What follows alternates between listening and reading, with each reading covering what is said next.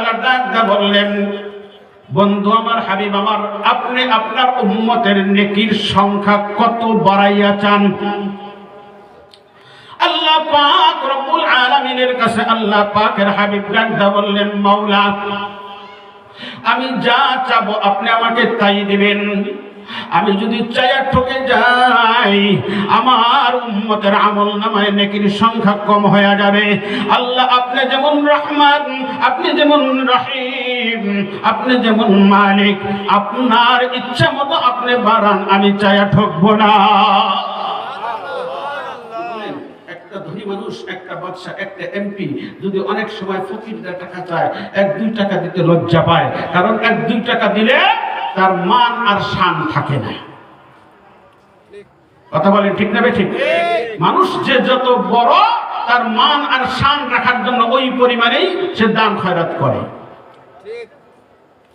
আল্লাহর হাবিব বলতেছেন, আল্লাহ, আপনি তো অনেক মহান, অনেক বড়, আপনার মান অনুযায়ী আপনি বাড়াইয়া দেন। আল্লাহ পাক ডাকদা বললেন, বন্ধু, আপনার উম্মতের আমলনামায় একটা নেকির কাজ করবে আপনার উম্মত, আপনার উম্মতের আমলনামায় একের বিনিময়ে 10টা সওয়াব আমি দান করব। জোরে বলেন সুবহানাল্লাহ। মান জাআ বিল হাসানাতি ফালাহু 10 আমসালিহা।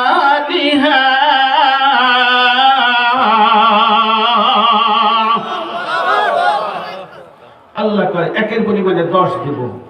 আল্লাহর হাবিব জিজ্ঞেস করলেন, বন্ধু, আপনি খুশি না বেজার? আল্লাহ পাকের হাবিব বললেন, না, আমি খুশি হইতে পারি নাই, খুশি হইতে পারি নাই, আরো বাড়াইতে হবে।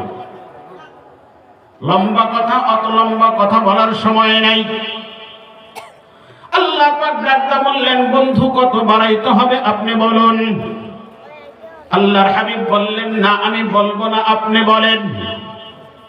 আল্লাহ আবার আয়াত নাযিল করে দিলেন, মাসালুল্লাযীনা ইউনফিকুনা আমওয়ালাহুম ফি সাবিলিল্লাহি সাবআ সামা। আল্লাহ পাক ডাকতে বললেন, বন্ধু আমার, হাবিব আমার, আপনার উম্মত একটা নেকি করবে, একের বিনিময়ে আমি আপনার উম্মতের আমলনামায় 700 করে নেকি বাড়াইয়া দিতে থাকব। আল্লাহ পাক ডাকদা বললেন, বন্ধু, বেজার না খুশি? আল্লাহর হাবিব বললেন, না, আমি এখনো খুশি হইতে পারি নাই। আল্লাহ পাক ডাকদা বললেন, কতদিনে খুশি হবেন আপনি বলেন। আল্লাহর হাবিব ডাকদা বললেন, আপনি বলেন। এবার আল্লাহ ডাকদা জানায়া দেয়, ইয়া রাসূলুল্লাহ, ইয়া হাবিবাল্লাহ, আপনার উম্মত নেকি করবে একটা, আপনার উম্মতের আমলনামায় ওয়াল্লাহু ইউযাইফু লিমান ইয়াশা।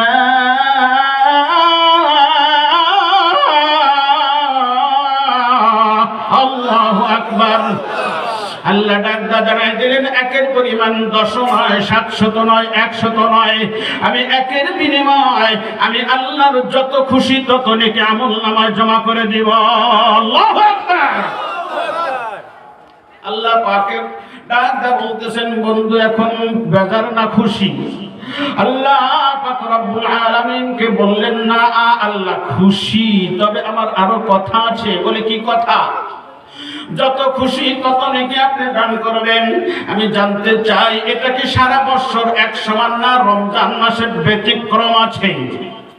আল্লাহ পাক ডাকতে বললেন, ইয়া রাসূলুল্লাহ, ইয়া হাবিবাল্লাহ, আপনার সারা উম্মতের সারা বছর একরকম, আর রোজার মাসের ফজিলত সওয়াবের সংখ্যা আরো বেশি।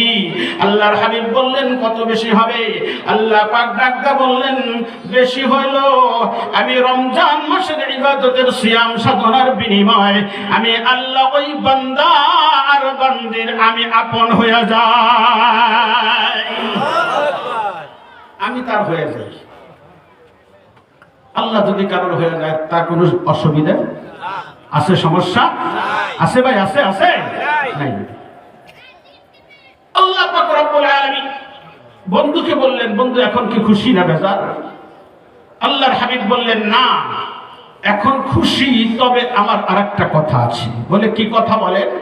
বলে, আপনি সওয়াবটা আমার উম্মতের আমলনামায় দেবেন। আমি মদিনায় মুনাওয়ারায় শুয়ে থাকবো, উম্মতের কান্ডারি নবী আমাকে না দেখাইয়া আমার উম্মতের আমলনামায় সওয়াব লেখা যাবে না। আল্লাহ পাক বললেন কেন? বলে আপনি ফেরেশতা দ্বারা লেখাবেন। ফেরেশতারা আপনি বললেন 10 দেওয়ার, ফেরেশতা যদি 1 দেয় আমাকে দেখানোর পরে আমি ওইটাকে সংশোধন করে পুরোপুরি লেখার আমি অনুমতি দেব। আমার অনুমতি ছাড়া আমার উম্মতের আমলনামায় সওয়াব লেখা যাবে না, গুনাহ লেখাও যাবে না। জোরে বলুন না সুবহানাল্লাহ। আল্লাহ পাকের কাছে বললেন হ্যাঁ আল্লাহ এখন খুশি, চিল্লায়ে বলুন সুবহানাল্লাহ।